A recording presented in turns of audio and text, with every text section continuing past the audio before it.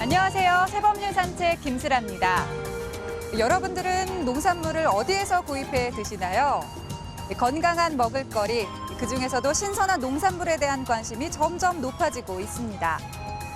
그동안 높은 유통비용으로 인해 농산물 유통구조 개선에 대한 지적이 이어져 왔는데요. 오늘 첫 코너 입법 전망대에서는 이를 타개할 수 있는 방안에 대해 생각해 보려고 합니다.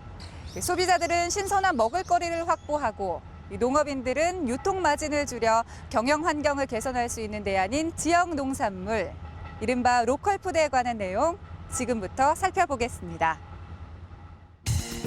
산지 소비자 간 비연계성, 그리고 지나치게 높은 유통 마진. 현재 유통 구조를 타개할 대안으로 떠오른 로컬 푸드. 가격도 괜찮고 품질도 괜찮고 우리 고장에서 난 거 믿을 수 있어서. 하지만 아직 활성화되지 못한 로컬 푸드. 로컬 푸드형 농업 생산, 그리고 농업 기술, 그리고 농업 경영 모델이 이제 좀 더 확실하게 정립이 되고, 그것이 이제 확실하게 농가나 생산자들에게 보급이 돼야 된다는 거예요. 지역 농산물, 즉 로컬 푸드를 활성화하기 위한 방안과 관련 법률에 대해 알아봅니다.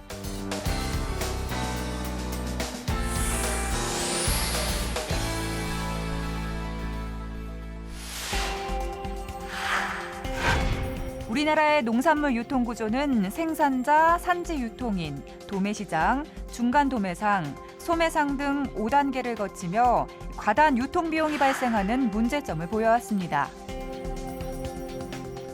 보통 농산물이 생산자를 통해서 이제 그 농협이라든지 아니면은 영농법이나 산지 유통인을 통해서 이제 도매시장에 출하하게 되거든요. 가락 도매시장 같은 데 보면 도매시장 법인이 있고, 그다음에 또 중도매인이 있습니다.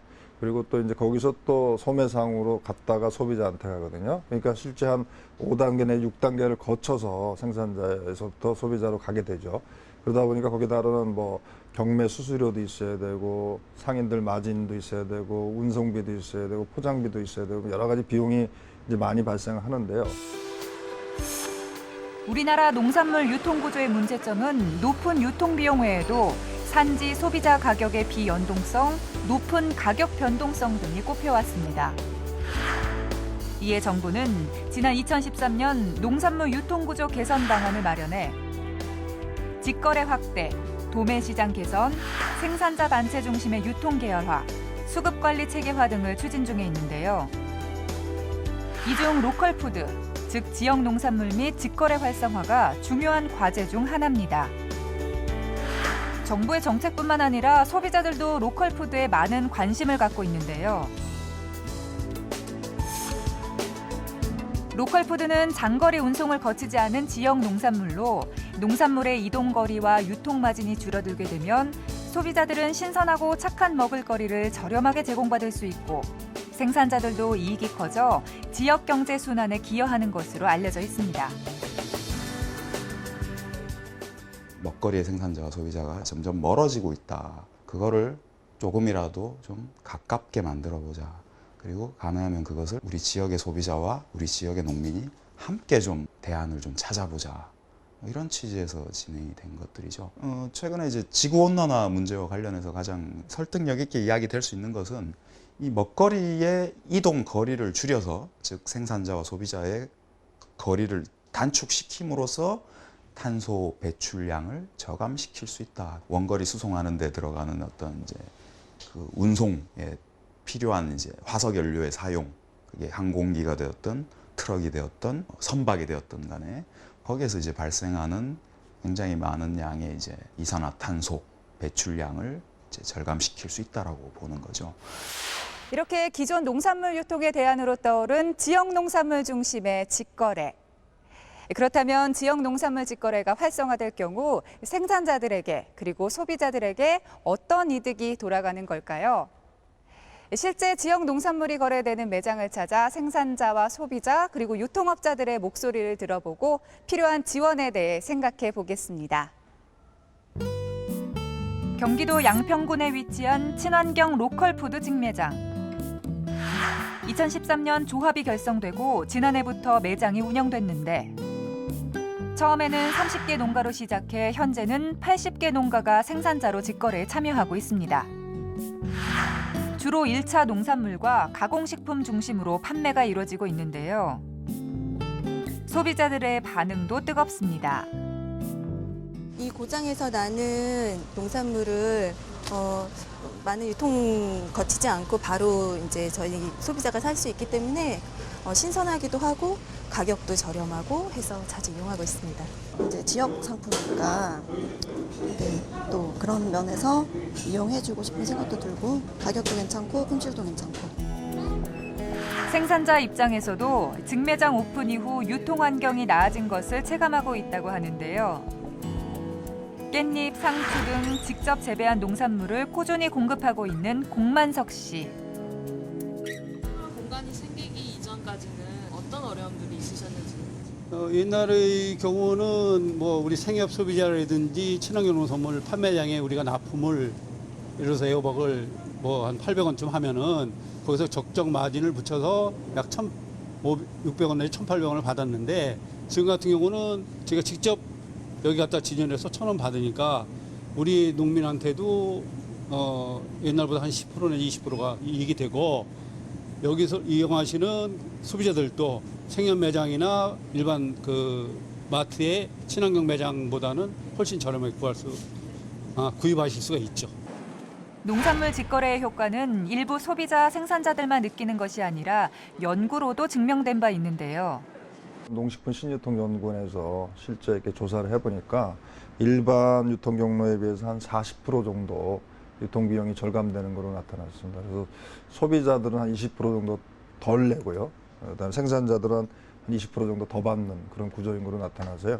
이 직거래가 상당히 생산자나 소비자 모두에게 만족스러운 이런 결과를 보이고 있습니다. 특히 이제 생산자들은 그 이제 수익성이라든지 가격 결정 체계라든지 품질의 어떤 안전성 뭐 이런 것들에서 이제 좀 만족도가 높았고요.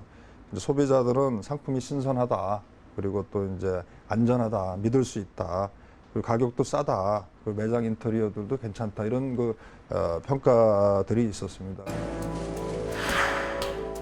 이러한 이유로 로컬푸드 활성화에 대한 사회적 합의가 이뤄지고 있지만 현재 이를 뒷받침할 만한 법률 체계가 없는 상태입니다. 이런 가운데 우리 국회에서는 지역 농산물 중심의 직거래 활성화를 위해 관련 논의를 계속해 왔는데요. 얼마 전 그 노력이 결실을 맺었습니다. 농가 소득이 안정되고 소비자들은 신선한 먹을거리를 손쉽게 확보할 수 있는 지역 농산물 관련법. 그 내용과 남은 과제를 살펴봅니다. 지난 5월 29일 로컬푸드 관련 법안이 국회 본회의를 통과했습니다. 직거래 활성화에 관한 법률안 대안은 가결되었음을 선포합니다. 지역 농산물 이용 촉진 등 농산물 직거래 활성화에 관한 법률인데요. 참 농민들이 어렵게 해서 생산한 농산물이 제값받고 팔 수가 없어요. 양파 같은 경우는 68.4%가 유통비고, 그리고 평균 농산물의 유통비용은 45%나 돼요. 이러한 것을 어떻게 하면 줄여볼 것인가. 직거래를 통해서 얼굴 있는 농산물, 즉 생산자를 알게 되면은 그만큼 품질을 보장받을 수가 있습니다. 특히 이제 이러한 것이 우리 농촌에서 많이 시도가 됐어요.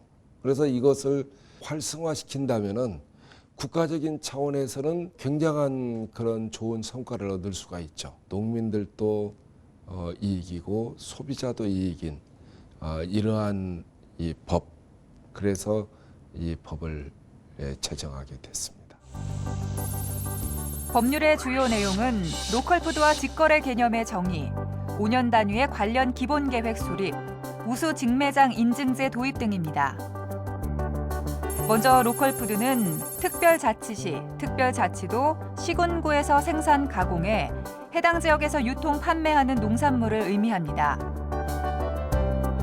농림축산식품부 장관은 5년마다 로컬푸드 이용을 촉진하고 농산물 직거래를 활성화하기 위한 기본 계획을 세우고, 중앙정부와 지자체는 직거래 사업장 설치, 개설, 운영, 판로 개척, 컨설팅, 안전성 검사, 우수사례 홍보 포상 등 각종 지원 사업을 하게 됩니다.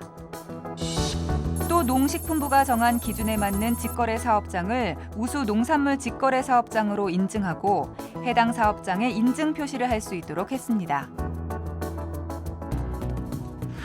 하지만 법률에 포함되어 있는 각종 지원들의 구체적인 내용은 아직 과제로 남아 있는데요. 실제로 현장에서 필요한 지원은 무엇이 있을까?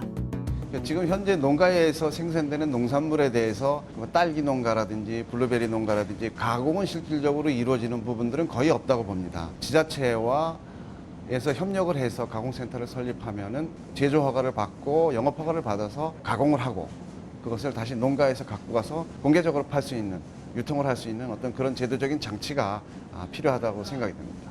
또한 농가에서 지금 로컬푸드 운동이 지금 일어나고 있습니다만은 이런 부분들이 인근 대도시와 연계될 수 있는 어떤 그런 부분들이 좀 필요하다고 봅니다. 서울 같은 경우는 동서남북으로 다 농촌이 이제 쌓여 있지 않습니까? 거점 도매형 직매장을 만들어진다면은 동서남북에 위치한 농가에서 그쪽에다 상품도 공급하고 또 그쪽에서 도매를 겸한 유기농 식당이라든지 유기농 개인 매장들한테도 물품을 공급해서 다양한 유통 경로와 그런 것들이 확보되리라고 생각이 됩니다. 해외에서는 이미 생산자와 인근 지역사회가 유기적으로 연결된 사례가 많은데요. 미국의 경우 학교와 생산자 간의 연계로 학생들은 교육의 효과까지 동시에 누리고 있습니다. 미국에서 최근에 이제 굉장히 역점적으로 추진하고 있는 활동이 Farm to School이라고 해가지고 농가와 지역에 있는 학교가 직접 이제 직거래 관계로 연결이 됨으로써 이제 학교 급식에 그 지역의 농가에서 생산한 신선한 농산물이 직접 공급이 되고 그다음에 학교에서는 말 그대로 농업 교육, 식생활 교육을 그 농가에 가서 이제 직접 체험하면서 진행하는 이러한 형태의 활동들이 미국 전역에서 지금 굉장히 활발하게 진행이 되고 있습니다. 그다음에 또 미국에서 이제 유명한 이제 명문 대학들 있지 않습니까? 하버드, 예일, 스탠포드, 버클리 이런 대학들이 전부 그 매주 한 번 정도 이제 파머스 마켓을 또 캠퍼스 안에서 직접 엽니다. 그런 것들을 통해서 이제 로컬 푸드의 활동이나 가치 이런 것들을 이제 학생들과 지역 사회 주민들이 함께 이제 나누게 되는 거죠. 식량 안보가 중시되는 세계적 추세 속에서 로컬 푸드 활성화가 농민과 소비자를 동시에 살리는 방안으로 자리매김하길 바랍니다. 직거래를 하게 되면은 농민들은 정성을 다해서 농사를 지을 수가 있어요. 또 소비자는 지속적으로 누구 이 개똥이네 집이다, 새똥이네 집이다, 말똥이네 집이다 이렇게 해서 농산물을 구입하기 때문에 보다 농민들과 아주 가까운 그런 유대 관계를 유지할 수가 있죠.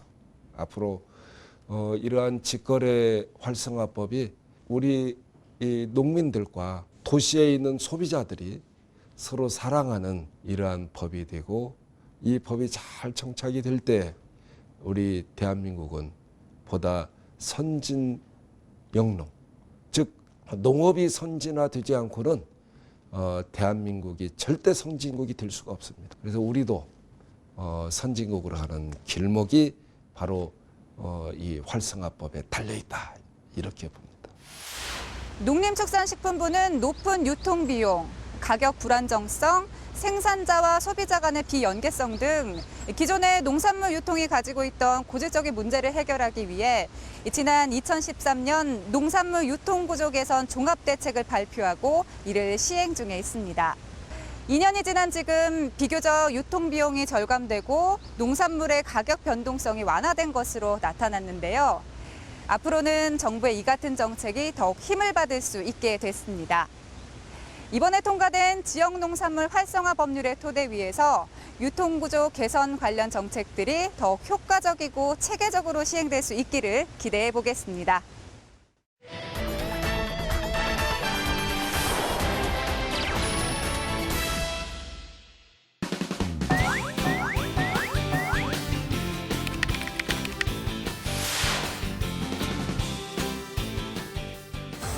최근 인문학 관련 학과들 중심으로 대학 내 구조 개혁이 시작되면서 학과 통폐합이 가속화되고 있습니다. 지난 5년간 전국 대학의 학과 통폐합 건수는 증가 추세를 보이며 총 1,108건에 달하고 있는데요. 제대 후에 복학했더니 학과가 사라져가지고 뜻을 갖고 온 친구들에게 그 뜻을 강제로 접게 하는 것은 되게 가치적으로나 현실적으로나 되게 부당하지 않나 생각을 합니다. 막상 제가 경험하니까 그 학교의 일방적인 태도가 좀 많이 실망스러웠어요. 이처럼 학교 측에서 학생들의 의견을 충분히 수렴하지 않고 구조조정 내용을 통보하는 경우가 많아 학생들이 수업을 보이콧하는 등 문제가 발생하고 있는데요. 이에 구성원의 의견이 제대로 반영될 수 있도록 제도를 개선해야 한다는 목소리가 커지고 있습니다. 새정치민주연합 장하나 의원이 관련법 개정안을 발의했는데요. 법안에서는 대학 운영 및 발전 계획, 학칙 제정 및 학부 신설 등의 사항을 심의 의결하기 위해 학교가 대학 평의원회를 설치 운영하도록 하는 안을 마련했습니다. 이와 함께 평의원을 구성할 경우 교수, 직원, 학생 중 한쪽이 전체 인원의 절반을 넘지 못하게 하고 학생 평의원을 최소 30%로 구성하도록 하는 내용도 포함했습니다.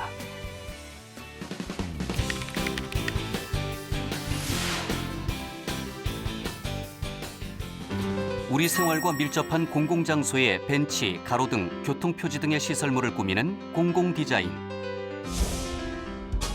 도시 미관을 향상시킬 뿐 아니라 지역의 브랜드 이미지를 높여 경제적 가치를 창출하는 데 도움을 줄 수 있어 공공디자인에 대한 지자체의 관심이 높아지고 있는데요.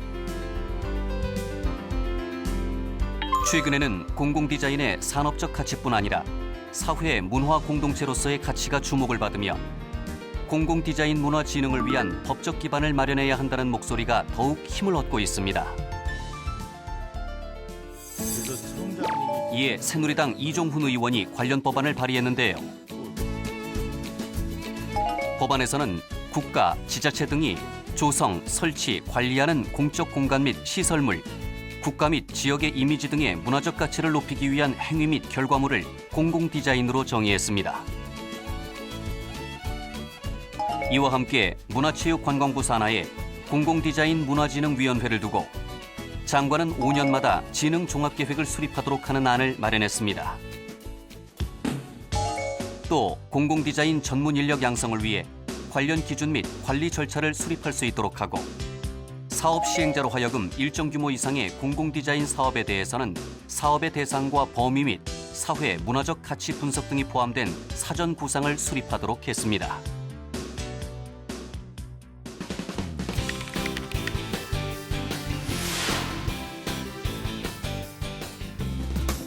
주로 어린이에게서 발병돼 소아당뇨로도 불리는 일형 당뇨.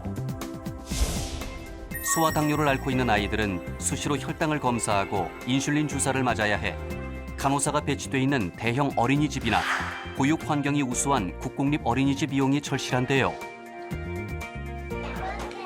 하지만 현행법상 보육 우선 제공 대상에 포함돼 있지 않아 이러한 어린이집을 이용하기가 어려운 상황. 이에 새정치민주연합 김광진 의원이 관련 법안을 발의했습니다. 법안에서는 보육 우선 제공 대상에 보건복지부령으로 정하는 질병이 있는 영유아를 포함하는 안을 마련했는데요. 또 갑작스런 응급 상황에 빠지기 쉬운 영유아의 안전을 위해 어린이집 원장과 보육교사를 대상으로 하는 교육에 질병관리 및 심폐소생술 등 응급처치에 대한 내용을 포함했습니다. 위원회에 회부된 법률안 중에서 관심 있는 법률안에 의견을 제시하고 싶으시다면 인터넷 홈페이지나 애플리케이션을 통해 의견을 작성할 수 있는데요. 특히 애플리케이션에서는 입법 예고되는 법안의 원문이나 주요 내용뿐만이 아니라 진행 과정도 손쉽게 확인할 수 있으니까요. 참고하시기 바랍니다. 자, 다음은 실생활에 도움이 되는 법률 정보를 알기 쉽고 재미있게 전해드리는 새법률 생활백서 시간인데요. 오늘은 어떤 내용일지 확인해 보시죠.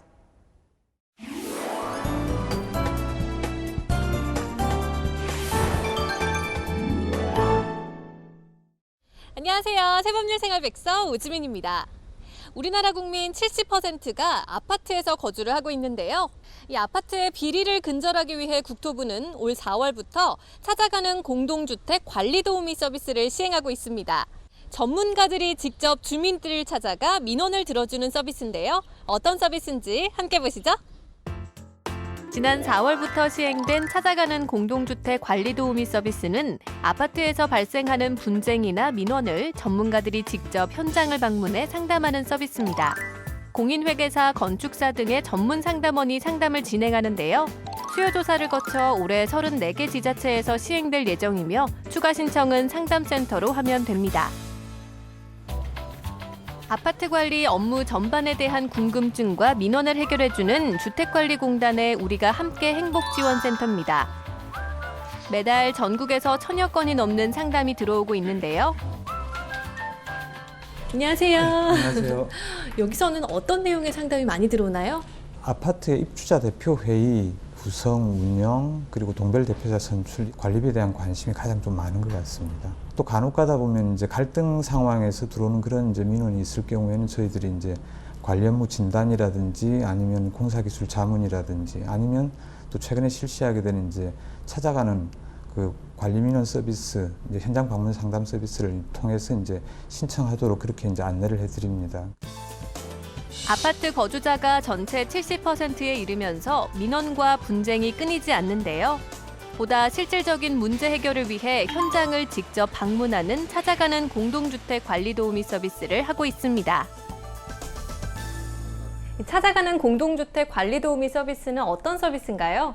공동주택 관리와 관련된 그 모든 문제를 저희가 그 전문 상담을 제공해드리는 그런 프로그램입니다. 기존에는 대부분은 이제 전화로 이렇게 상담을 요청을 했는데요. 공인회계사나 건축사, 공인주택관리사 등으로 구성된 전담 그 상담원이 직접 현장에 찾아가서 전문 기술이 포함된 이런 상담을 제공함으로써 훨씬 더 그 민원인 만족도가 높게 되었습니다. 마침 양주시에서 찾아가는 공동주택 관리도우미 서비스가 진행 중인데요. 전수조사를 통해 파악한 민원 내용을 토대로 관련 전문가들이 상담에 나섰습니다. 자, 오늘 이렇게 현장 상담 나오셨는데요. 각자 어떤 분야를 담당하고 계신지 소개 좀 부탁드려도 될까요? 네, 저는 건축사 김성곤입니다. 이 아파트의 장기 수원에 대한 수원 공사에 대해서 상담을 해주러 나왔습니다. 저는 그 아파트 그 관리 업무 전반에 대한 상담을 하러 나왔습니다. 저는 회계사 허유진입니다. 아파트 회계 관련해서 궁금한 사항을 상담해 드리고 있습니다. 오늘 상담 정말 기대가 됩니다. 다 같이 화이팅 할까요? 화이팅! 이 아파트는 장기 수선 계획에 따라 아파트 제도장 공사의 입찰 방법과 관련 절차에 대한 상담을 요청했는데요. 저희 아파트는 8년 차인데 그럼 차라리 1급을 칠하면 금액이 조금 비싸더라도 1급을 해야 되지 않겠냐. 2급에다가 뽐칠을 칠하면 그거는 내구성이라든지 상당히 많이 떨어지죠. 장기적으로 봤을 때는 당연히 1급으로 칠하는 게 맞아요. 전화 상담과는 달리 현장에서 즉시 전문가의 해법을 들을 수 있다는 게 가장 큰 장점인데요. 주민들도 적극적입니다. 전 분회장이요. 여기 아파트 부지를 위해서 야시장을 4번인가 했는데 거기에 대해서 550에 계약을 했는데 통장에는 250밖에 안 들어오고 그게 2번이나 됐었어요. 그게 500만 원 받았는데 200만 원밖에 입금 안 하고 300만 원을 뭐 이제 가져갔다 이런다면 소액 심판 청구나 뭐 지급 명령이나 이렇게 이제 간단하게 이제 하는 절차가 있으니까 그런 것들은 법원에 가셔가지고 문의를 하시면 이제 안내를 해줄 겁니다. 오는 10월까지 진행되는 현장 상담 서비스는 올 초 전국 230개 시군구를 상대로 전수조사를 벌여 이 중 34개 지자체를 대상으로 시행 중인데요. 6월까지 상담을 마친 곳은 16곳, 앞으로 10월까지 약 18곳이 예정돼 있는데요. 이 외에 상담을 원하는 곳은 언제든지 상담센터로 요청하면 됩니다. 찾아가는 공동주택 관리도우미 서비스를 신청하지 못한 경우 이 아파트 관련 비리는 어떻게 상담받을 수 있을까요? 우리가 함께 행복지원센터 1670-5757번입니다. 저희한테 전화를 주시면 저희가 그 민원 내용을 파악을 하고 해결해 드릴 수 있는 그런 방안을 대해서 제시를 해드리고 있습니다. 매월 말일까지 지금 살고 계신 그 해당 지자체에다가 신청을 하면 저희 센터에서는 그 다음 달에 저희가 그 상담 가능한 날을 미리 통보해 드리고 그리고 나가서 상담을 진행하고 있습니다. 양주 시내의 또 다른 아파트입니다. 지하주차장 캐노피 지붕 설치를 앞두고 공사 입찰 절차와 견적 자문을 요청했는데요. 장순 계획 조정하시고 공사 금액은 장순 충당금 쓰셔야 되고 이처럼 현장 상담을 통해 주민들과 동대표가 함께 필요한 절차와 규정을 파악함으로써 행여 발생할 수 있는 비리를 사전에 예방할 수 있는데요. 내년에는 상시적으로 이를 운영할 계획입니다. 찾아가는 공동주택 관리 도우미 서비스에 대한 앞으로의 계획이 있을까요? 해마다 소송이 진행되는 건수만 해도 한 12,000건 정도가 공동주택 관리 관련해서 분쟁 그 소송이 진행 중에 있습니다. 근데 소송을 통해서라기보다는 저희 전문 상담을 통해서 가급적 이른 시일 안에 해결할 수 있는 방법도 제시하고 비용이나 시간 단축하는 면에서는 저희 찾아가는 관리 도우미 서비스가 훨씬 유리하다고 생각이 됩니다. 오늘 상담 받아보시니까 어떠세요? 단지 내에서 입주자 대표 회장부터 모든 주민들도 그러한 전문적인 지식이 없다 보니 그런 애로사항도 많이 있었는데 오늘 전문가 입장에서도 설명을 너무 자세하게 해주심에 대해서 감사히 생각을 하고 타 지역에서도 이러한 기회가 주어진다면은 전국적으로 전파돼서 상담을 유지로 했으면 더욱더 아파트가 살기 좋은 아파트 되지 않겠느냐는 생각이 듭니다. 이런 게 자주 있었으면 좋겠어요. 지금 주민들이 전혀 모르잖아요, 이런 거를. 근데 어디 물어볼 데가 없잖아요. 그러면 저기까지 가야 되고, 근데 여기 오셔서 해주니까 좋은 것 같아요. 찾아가는 공동주택 관리 도우미 서비스를 통해 아파트 관리 업무에 대한 정확한 정보와 상담을 제공받음으로써 투명한 아파트 관리 문화 정착을 기대해 봅니다. 찾아가는 공동주택 관리 도우미 서비스는 주민들이 찾아오기 전에 먼저 행정기관이 다가가 문제를 해결하겠다는 취지에서 시행되고 있는데요. 내가 사는 아파트의 관리비 내역이나 운영 등에 대해 궁금한 점이 있거나 상담할 내용 등이 있으면 콜센터 1670-5757로 전화 주시면 됩니다.